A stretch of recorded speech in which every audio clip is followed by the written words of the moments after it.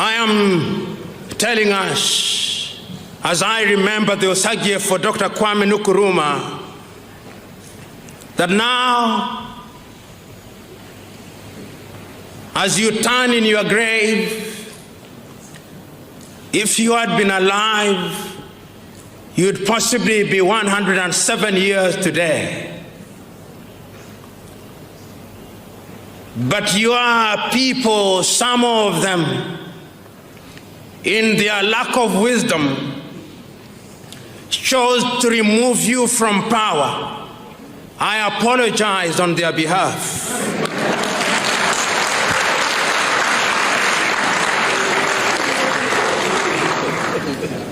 They gave you only a few years to be present in this world. And during those few years that you are present in this world, you shook not only Ghana but Africa so very fundamentally that although your mortal remains were interred, your spirit is alive and well.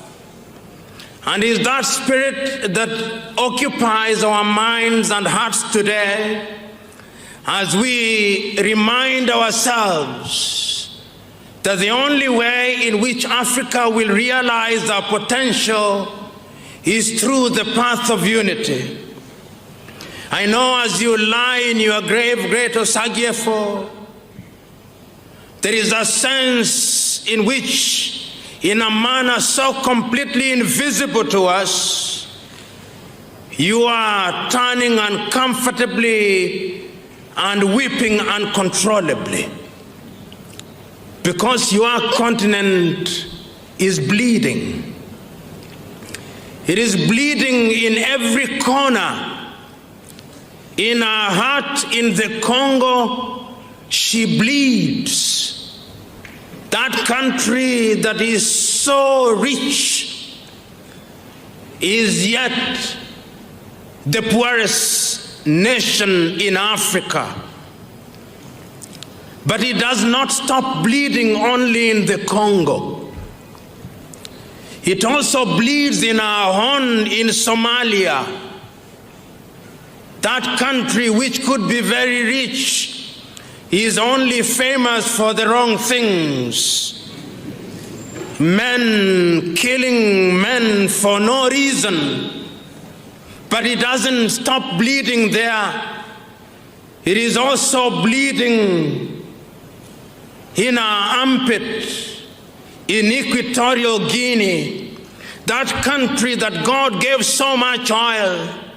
That oil was long captured by one family, and they are using it for their benefit to the detriment of their people. And it doesn't stop bleeding there. In Central African Republic and in Libya and in Mauritania and in Mali, your continent is torn asunder. And we who have gathered here today are asking ourselves the fundamental question: what must we do to save Africa?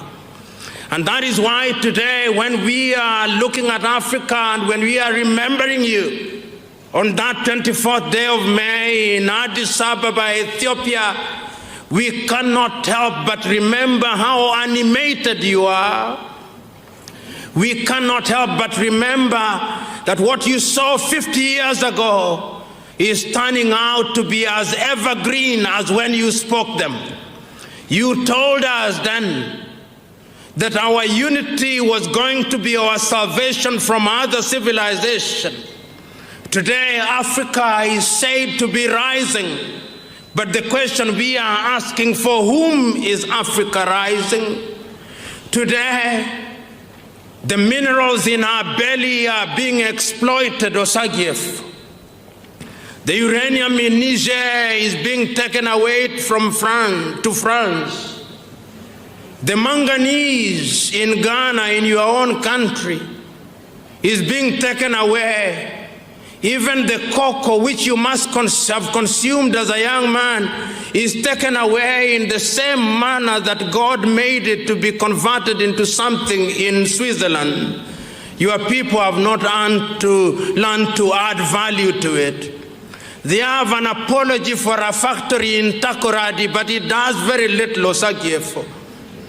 In other words, there is a lot to be done. We can hear you telling us that we need to have free movement of goods and services in this continent. I can now inform you that when they met on the 27th day of July in Kigali, Rwanda, they created a passport, but that passport is only known to the president. The people of Africa have no idea what it is. But they have started, so we must believe that going forward, every African will carry what is an African passport, which will allow them to move, as you contemplated, from Dakar in Senegal to Addis Ababa in Ethiopia, from Cape Town in South Africa to Cairo in Egypt, and that they'll be able to move without free let and hindrance. Theosagiefo, we remember you. But we also remind ourselves that when we talk about unity, we are not saying that we should strike down our traditional institutions.